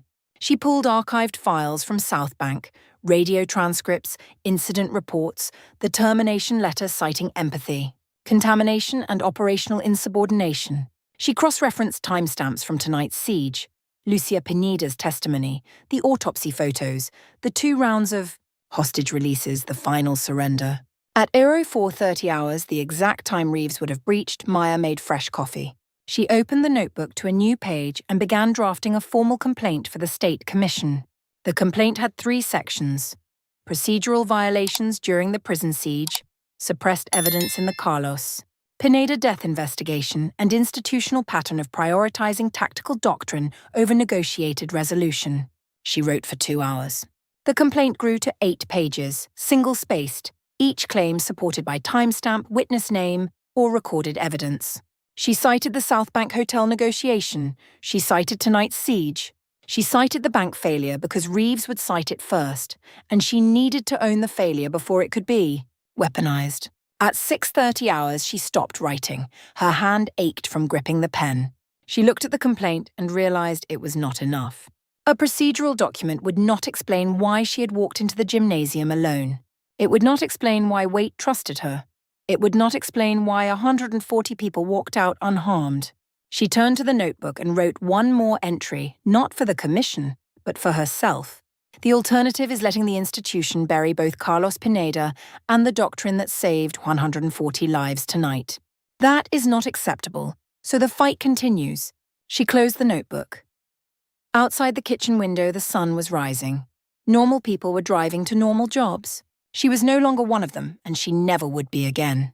Maya picked up her phone and began drafting an email to the State Commission. Subject line: formal complaint, Incident Commander Conduct, State Prison Siege. She attached the 8-page document. She attached the recording of Daniel Cross describing the breach plan. She attached Lucia Pineda's contact information as witness. She attached Sarah Chen's forensic analysis of the Pineda autopsy. Her finger hovered over the send button for 10 seconds, then she pressed it. The email disappeared into the void of bureaucratic process. It would take weeks to receive a response, if any response came at all. Reeves would file his own report. He would cite the bank siege. He would cite 6 protocol violations. He would cite $4 million in overtime and 3 dead hostages and the dangerous precedent that inmates could hold institutions hostage by demanding specific negotiators. And Maya would have to answer every accusation knowing that some of them were true. She stood and walked to the window. The street outside was filling with morning traffic. She watched the cars pass and thought about Terence Waite sitting in a county jail cell. She thought about Lucia Pineda waking up this morning and checking the news to see if her brother's case would be reopened. She thought about the South Bank veteran's daughter, the girl born 3 weeks before a 19-hour negotiation that should have ended in tactical breach.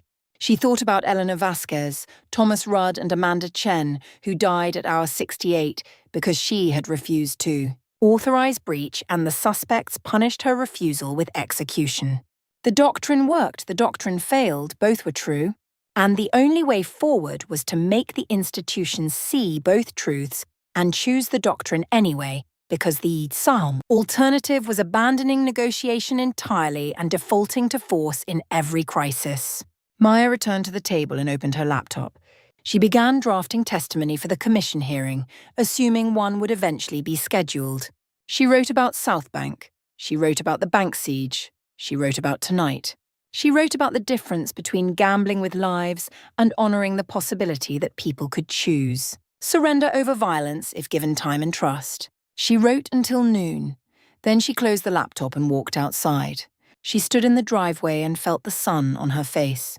Her phone buzzed. Text from Daniel Cross. Inmates arraigned Monday 0900 hours. Reeves filing incident report today. Thought you should know. Maya replied, thanks. She went back inside and made more coffee. She sat at the table and opened the notebook one more time. She turned to the first page, South Bank Hotel, Hour 1. Subject: Marcus Webb, 47, Army veteran, PTSD, barricaded 8th floor, firearm present, demands, unknown. Status, listening. She turned to the last page. State Prison Gym, Hour 19. 6 inmates surrendered peacefully. 140 hostages released unharmed, 0 casualties. Between those 2 entries were 200 pages of negotiation, each one a record of time spent listening, waiting, choosing, not to breach. Some had ended in surrender. Some had ended in failure. All had ended with Maya still believing the work mattered. She closed the notebook and placed it in the center of the table. Then she sat back and stared at the ceiling, thinking about Monday morning, when Reeves would file his report and the real fight would begin. The ledger? The subpoena arrived 48 hours after the surrender. Maya Okonkwo stood in her apartment kitchen at 09:30 hours, holding the envelope, silver scar across her left palm visible as she gripped the paper. Official letterhead, State Commission on Prison Oversight Reform, testimony required in 10 days. She set it on the counter beside her notebook, 200 pages, black composition cover, spiral binding worn smooth from months of opening and closing. She had been expecting this. What she hadn't expected was the phone call that came 90 minutes later. The voice on the line was polite, professional, deliberate. "Dr. Okonkwo, this is Stephen Harmon, legal counsel for Captain James Reeves. I'm calling to inform you that we're filing a motion to exclude your testimony from the commission hearing on grounds that you lack credentialed expertise in tactical operations and possess a documented history of procedural violations, resulting in civilian casualties." Maya stood motionless, phone pressed to her ear. "We'll be presenting evidence of 3 separate incidents," the attorney continued. "The bank siege 18 months ago, 3 hostages executed at hour 68 while you advocated against breach. The South Bank Hotel negotiation, 6 protocol violations and $4 million in overtime costs. And the recent prison riot, unauthorized introduction of forensic evidence, civilian interference with tactical operations, and willful disregard of incident command authority." Maya said nothing. Captain Reeves would prefer to resolve this without public testimony. If you withdraw your complaint against him and acknowledge that both tactical and negotiation doctrines have merit, we'll stipulate that the Commission should determine policy without personal accusations. You walk away, he walks away, everyone moves forward. Maya opened her notebook to a page near the middle. The entry was brief. Bank siege. Hour 68. 3 hostages executed. Breach authorized. Suspects killed in entry. Failure. She had never written more than that. "Dr. Okonkwo." "No," Maya said. The attorney's tone shifted just slightly. "Then we'll make sure the commission understands you're not a hero. You're a gambler who got lucky twice and failed once. The families of those 3 victims will be watching. We'll make certain they know your doctrine killed their loved ones." The line went dead. Maya set the phone down and stared at the notebook entry. She had avoided this memory for 18 months, archived it under 5 words and moved forward because that was the only way to keep working. But Reeves's attorney had just named the thing she'd been carrying in silence. She pulled archived news coverage from her laptop, forced herself to reread. Bank of America downtown branch. 2 suspects, both armed, both demanding helicopter transport and $2 million cash. Maya had arrived at hour 6, taken primary negotiator role at hour 12. She'd advocated for time, built rapport. The lead suspect, 33-year-old Marcus Webb, honorably discharged Marine with PTSD diagnosis, had been angry but coherent. He'd talked about his daughter. He'd asked Maya if she had kids. She'd stayed on the line. At hour 48, Captain James Reeves, then SWAT incident commander, had recommended immediate tactical entry. Maya had overridden the recommendation via department psychologist, arguing Webb was still communicating, still rational, still capable of negotiated surrender. At hour 55, Webb's voice had changed. Flat, detached. The anger had drained out of his words like water through sand. Maya had noted it in her log but hadn't recognized what she was hearing. Dissociative break. The moment when a subject stops processing consequences and starts moving toward finality. At hour 68, Webb and his partner executed 3 hostages on speakerphone. Then they fired on responding officers. SWAT breached. Both suspects killed. 11 surviving hostages recovered. Media coverage split cleanly down the middle. Half blamed Maya for delaying action. Half blamed Reeves for inadequate negotiation support. Internal review cleared her of misconduct but reassigned her to consultant role. First step toward termination 8, months later. Maya read the names of the 3 who died. Eleanor Vasquez, 41, bank manager. Thomas Rudd, 29, teller. Amanda Chen, 52, customer. She turned to a blank page in her notebook and began writing. Full account, timeline of her decisions. The moment at hour 55 when Webb's voice shifted and she'd noted effective flattening but hadn't acted on it. The phone call at hour 68 when she'd heard the first gunshot and known, immediately, with the clarity that comes too. Late, that she had miscalculated. She wrote, "I believed time was my ally. I was wrong. The doctrine failed because I applied it without recognizing the suspect's psychological fragmentation. Marcus Webb at South Bank was suicidal but coherent, capable of sustained conversation, responsive to empathy, grounded in concern for his daughter. The bank suspects were manic and fragmenting. Webb's partner was feeding his paranoia. I should have recognized the difference between a subject in crisis and a subject in dissociative collapse. I didn't. 3 people died because I treated every hostage situation as if it followed the same emotional arc. Writing this took 90 minutes. When she finished, Maya closed the notebook and sat with her hands flat on the table. She could withdraw the complaint. Let Reeves keep his doctrine. Let the Commission debate policy in the abstract, divorced from the evidence of bodies counted and hostages released.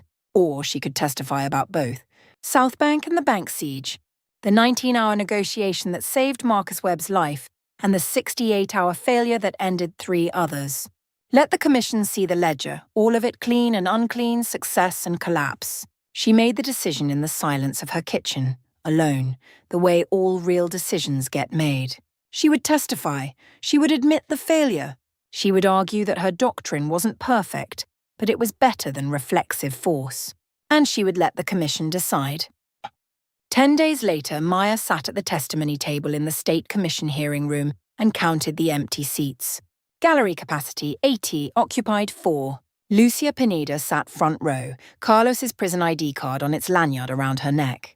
Daniel Cross sat 3 rows back, dress uniform pressed, subpoenaed as tactical witness.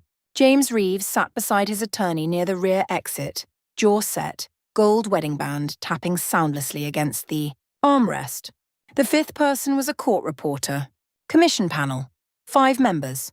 Former governor at centre position, police chief to his left, civil rights attorney to his right, corrections officer and forensic psychiatrist flanking the ends. The former governor, grey suit, no tie, reading glasses on a chain, looked up from his file and nodded once. Dr. Okonkwo, thank you for appearing. Please describe the events of the prison riot negotiation in your own words, beginning with your arrival at the facility. Maya spoke in procedural monotone, no emotion, just architecture.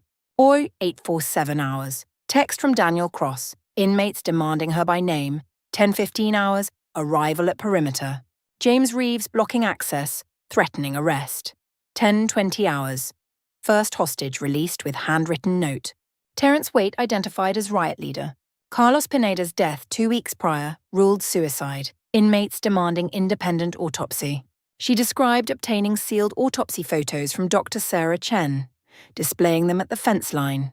10 child hostages released. She described driving 90 miles to retrieve Lucia Pineda. Lucia's bullhorn testimony. 50 adult hostages released. She described Reeves revoking her perimeter access. Her personal cell call to the gymnasium. Waite's counteroffer, 140 hostages released. Then 6 inmates surrender only to her, unarmed entry required. She described standing in the doorway counting all 140 hostages as they exited in single file over 35 minutes. She described Waite and 5 inmates placing improvised weapons on the floor and walking out with hands raised. The civil rights attorney leaned forward. Dr. Okonkwo, did you possess any official tactical authority during these negotiations? No. Were you acting in a law enforcement capacity? No, I was a private citizen. Then why did the inmates trust you? Maya looked at Lucia Pineda in the front row. Because I showed them I was willing to see what the institution had buried. Carlos Pineda's autopsy. Lucia's testimony, the truth that he didn't kill himself. They trusted me because I proved the system could be forced to look. The police chief cleared his throat. Dr. Okonkwo, do you believe Captain Reeves's planned tactical breach would have resulted in casualties? Yes. On what basis? The inmates were de-escalating. They'd released 60 hostages before I entered the gymnasium, 10 children, 50 adults. They demonstrated restraint and rational decision-making. A breach at 0400 hours would have forced them to defend their position, creating crossfire with 140 civilians sheltered. In the center of the room, Casualties would have been significant. The forensic psychiatrist, late 50s, wire-frame glasses, voice like gravel, flipped through notes. Dr. Okonkwo, I'd like to ask about an incident not currently on the hearing agenda. Are you familiar with the Bank of America hostage situation 18 months ago? The room went silent. Maya saw Reeves's attorney lean forward. Yes, Maya said. Would you describe your role in that negotiation? Maya inhaled once, slowly. I was primary negotiator from hour 12 to hour 68. I advocated for extended negotiation. The lead suspect executed 3 hostages at hour 68. SWAT breached immediately afterward. Both suspects were killed. 11 hostages survived. Do you believe your doctrine was responsible for those 3 deaths? Yes. The word landed like brass on concrete. I applied long-haul doctrine to suspects who weren't psychologically stable enough to sustain negotiation over that duration. The lead suspect, Marcus Webb, exhibited signs of dissociative fragmentation at hour 55. I noted the change in my log but didn't recognize it as a psychiatric break requiring immediate intervention. I believed time would create safety. It didn't. 3 people died because I failed to adapt the doctrine to the specific context. The former governor removed his reading glasses. Dr. Okonkwo, do you believe your negotiation doctrine is fundamentally flawed? Maya looked at him directly. I believe all doctrines fail when applied without recognizing context. Captain Reeves's rapid breach doctrine would have killed 140 people at the prison because the inmates were rational. Actors seeking justice for Carlos Pineda's death, not erratic threats requiring immediate suppression. My long-haul doctrine killed 3 people at the bank because the suspects were fragmenting and I didn't adapt in time. The question isn't which doctrine is correct. It's whether we train negotiators to recognize which situation they're in. The former governor nodded once. Captain Reeves, would you like to respond?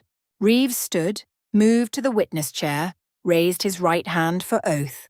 He described his career, 22 years SWAT, 8 as incident commander, promoted to prison warden after the South Bank Hotel. Negotiation demonstrated need for leadership emphasizing operational discipline. He described his doctrine, negotiation creates dependency, delays create danger. Statistical analysis shows average SWAT breach results in 12% hostage casualty rate. Average extended negotiation with armed and agitated subjects results in 18% casualty rate. Dr. Okonkwo's success at South Bank was a statistical outlier, Reeves said, voice steady, bureaucratic. Her failure at the bank was the predictable outcome of her risk tolerance. The prison riot was resolved despite her interference, not because of it. The inmates had no escape route. They were always going to surrender. She contaminated the crime scene, violated chain of evidence for the Pineda investigation, and placed herself at suicidal risk. If she had died in that gymnasium, this commission would be investigating my failure to prevent her from walking into a hostage situation with no tactical support and no authorization. The civil rights attorney made a note. Captain Reeves, did you authorize Dr. Okonkwo's access to the perimeter fence? Under political pressure, yes, but I controlled her radio transmissions to minimize operational risk. Did you authorize her entry into the gymnasium? No, she violated my direct order. The attorney turned to Maya. Dr. Okonkwo, is that accurate? Yes. Why did you enter against orders? Maya's voice didn't change register. Because Terence Waite wouldn't surrender to SWAT. He would have fortified his position and waited for breach, forcing Captain Reeves to execute the Euro 400 entry plan.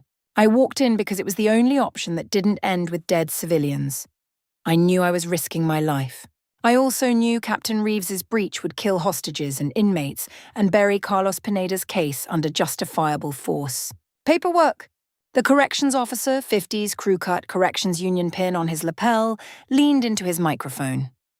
Dr. Okonkwo, do you have evidence Captain Reeves intended to bury the Pineda investigation? Maya pulled her phone from her pocket, tapped twice, held it toward the panel. Daniel Cross's voice filled the room, recorded at 16:25 hours explaining Reeves's breach plan. 3 entry points. Shaped charges, flashbangs, lethal force authorized if inmates resisted. Then Reeves's voice. Any negotiation at this point contaminates the legal case against the inmates. You're turning a riot suppression into a circus. Maya stopped playback. The former governor looked at Reeves. Captain, would you explain that statement? Reeves's jaw tightened. I meant that Dr.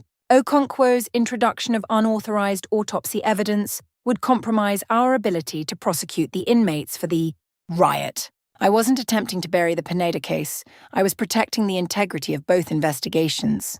Maya's voice cut through before the former governor could respond. Carlos Pineda died 2 weeks before the riot. Captain Reeves had 14 days to authorize independent review of the death. He didn't. The family was stonewalled. The inmates rioted because the system refused to investigate.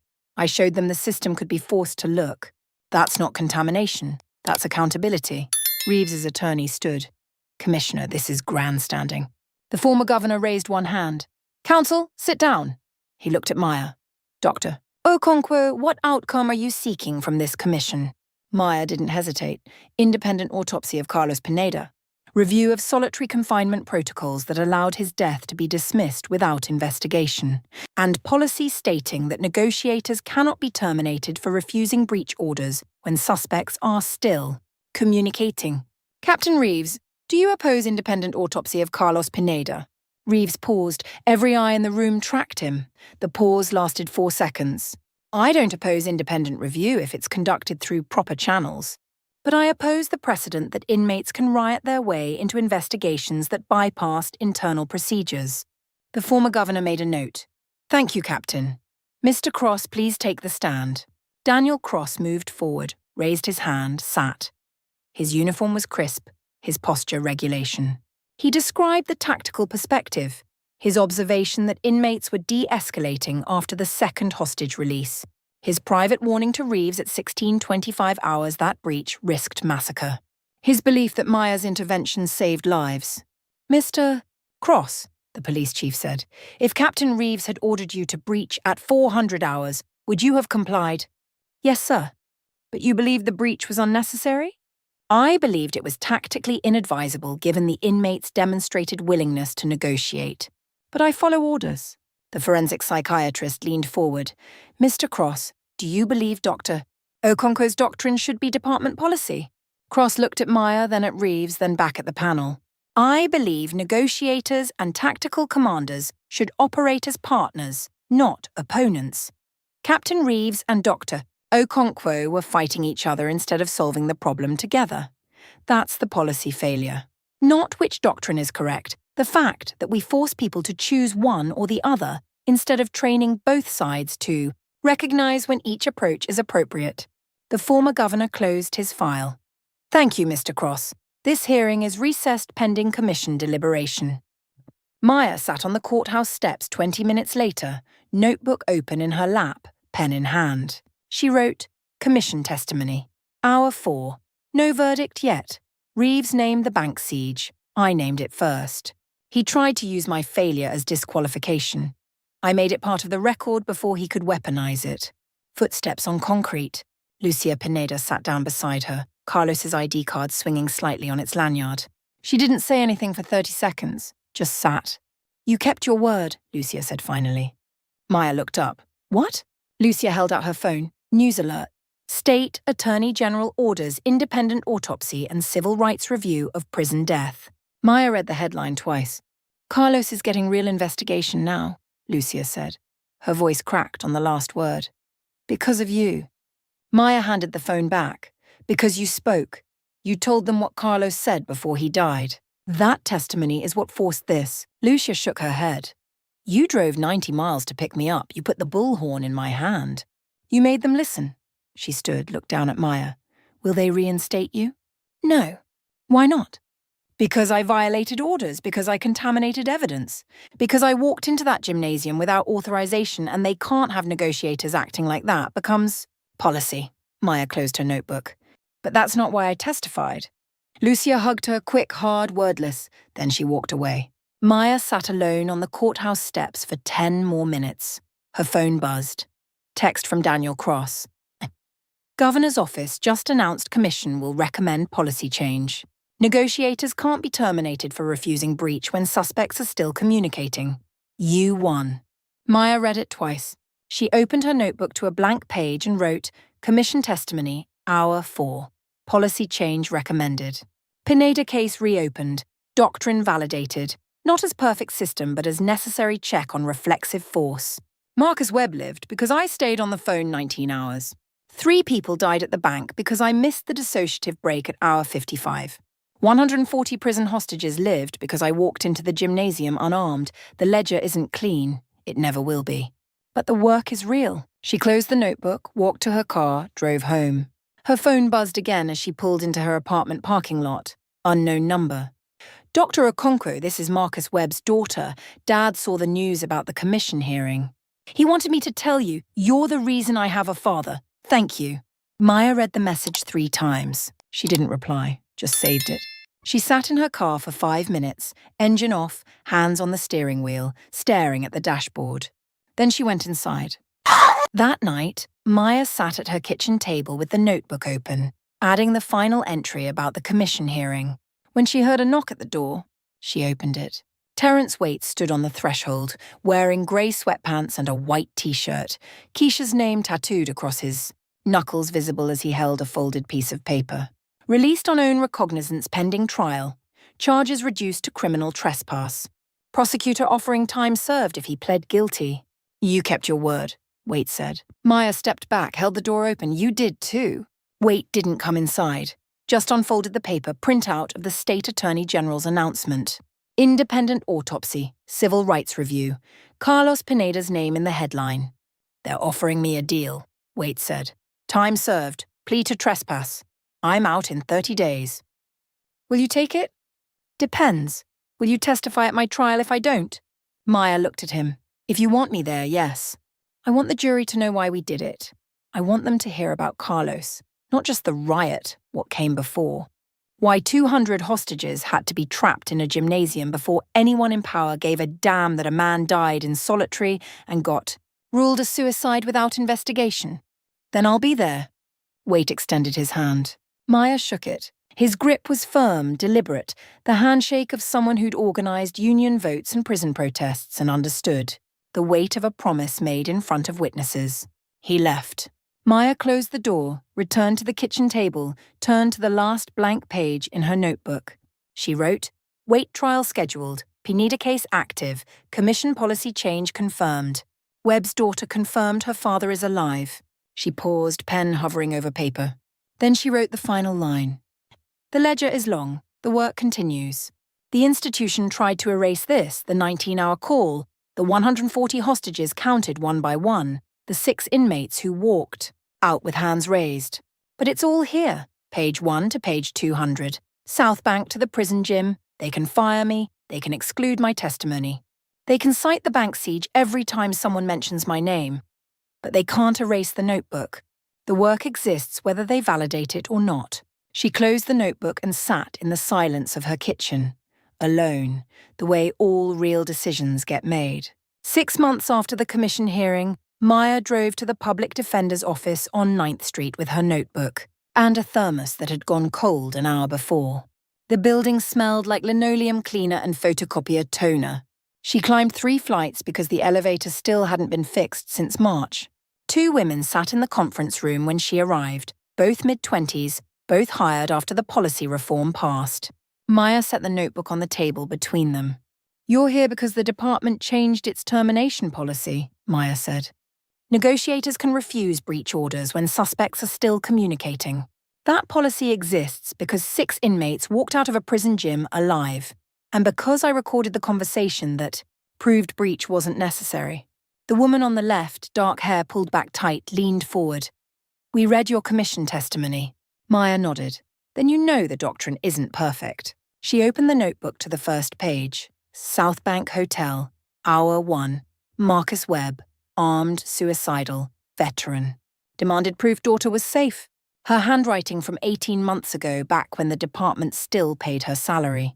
She read the entry aloud. Then she turned to the final page of the South Bank section. Hour 19. Webb surrendered. Daughter confirmed safe, 0 casualties. How did you stay on the phone that long?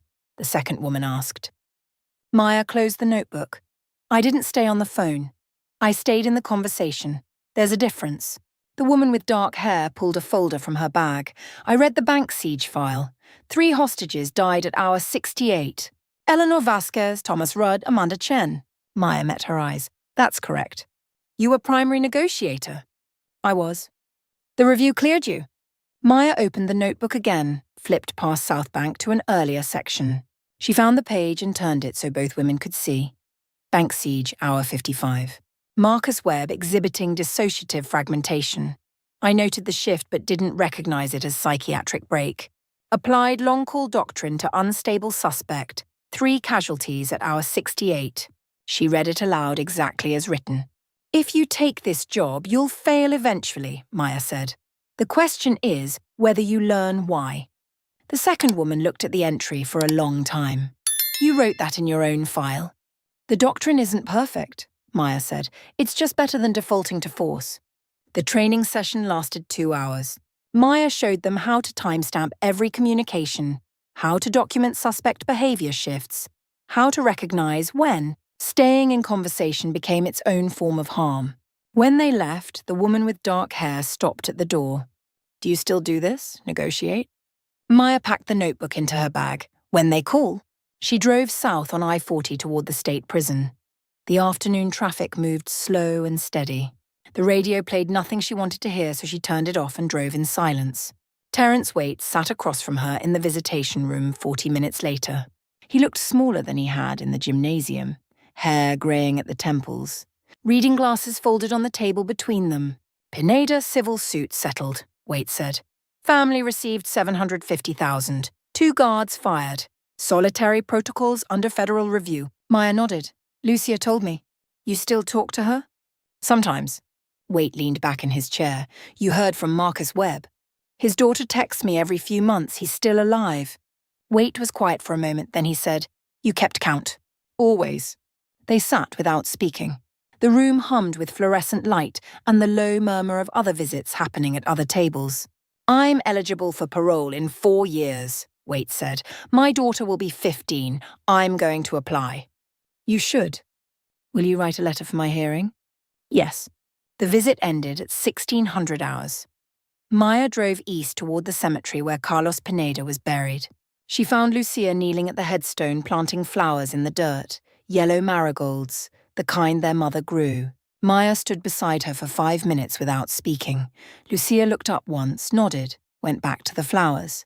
When Maya left, Lucia was still there. At home, Maya set the notebook on the kitchen table and opened it to the first blank page. She wrote, Page 200. 6 months after state prison gym. Waite eligible for parole 2028. Pineda case settled. Webb still alive. 2 new negotiators trained. The ledger is long. The work is real. She closed the notebook and set it on the shelf beside the police scanner. The scanner had been silent for 3 days. She poured cold coffee down the sink and rinsed the thermos. Her phone buzzed at 1847 hours. Text from Daniel Cross. Multi-vehicle accident on I-40. Possible hostage situation. Suspect armed, demanding negotiator. Governor's office requested you. Are you available?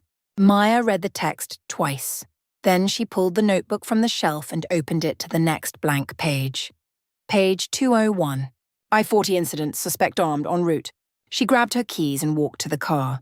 She never needed the department to tell her the job was real. The people who walked out alive already knew, and the ones who didn't taught her why the counting mattered. I'm Dr. Maya Okonkwo, 38, negotiator, witness, keeper of the long call.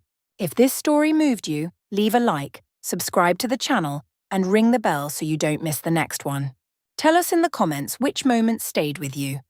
Thanks for staying to the end. We'll see you in the next story.